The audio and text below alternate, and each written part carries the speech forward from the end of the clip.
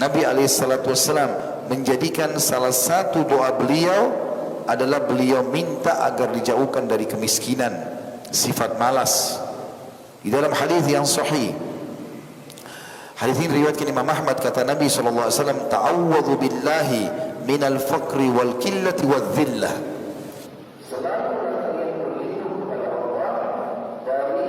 Sifat kefakiran,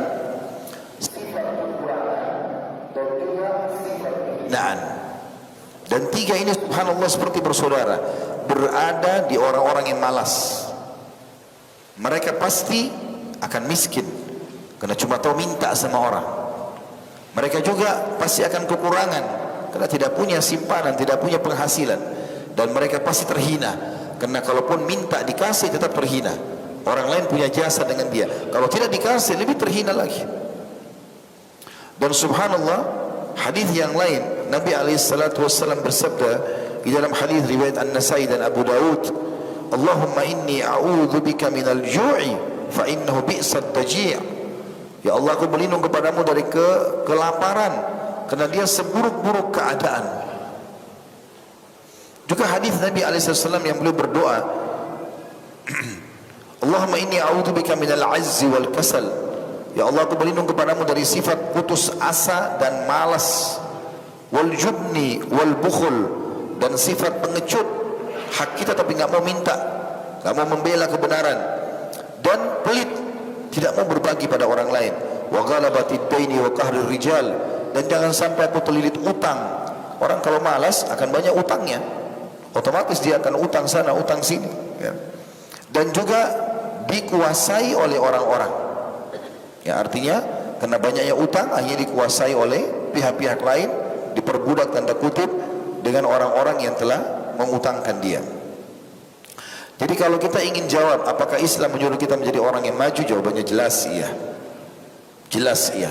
Karena sangat bentrok dengan dalil-dalil, ya, yang atau Islam sangat tegas dalam dalil-dalil yang menyuruh kita meninggalkan sifat malas tadi.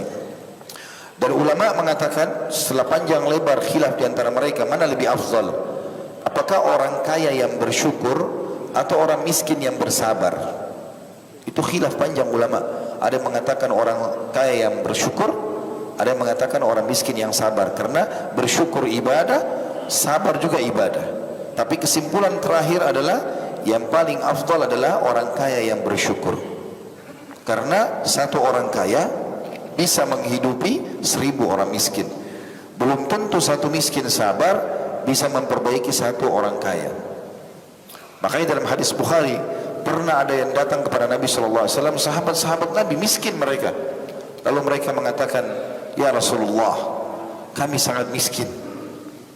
Tunjukkan kepada kami amal-amal yang kami bisa menyaingi pahalanya saudara-saudara kami yang kaya.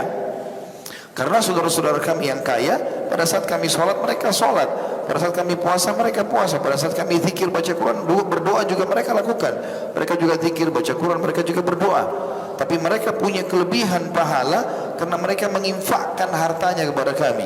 Tunjukkan kami amalan bisa mengimbangi infak mereka itu, karena kami nggak punya itu. Kata Nabi SAW, bacalah Subhanallah 33, Alhamdulillah 33, Allahu Akbar 33. Amalkan, itu bisa mengimbangi infaknya orang-orang kaya. Berapa hari kemudian, rupanya sahabat-sahabat Nabi yang kaya dengar sabda Nabi, mereka amalkan juga itu. Maka yang miskin-miskin ini datang lalu mengatakan, ya Rasulullah, sahabat-sahabat kami yang kaya dengar sabda Anda, sekarang mereka amalkan. Kami ingin amalan lain lagi yang bisa mengimbangi. Pertanyaan kecil, apakah Nabi SAW mengajarkan mereka? Tidak. Nabi mengatakan, dzalika fadlullahi yu'tihi may yasha. Itu karunia Allah yang Allah berikan kepada siapa saja yang Dia mau.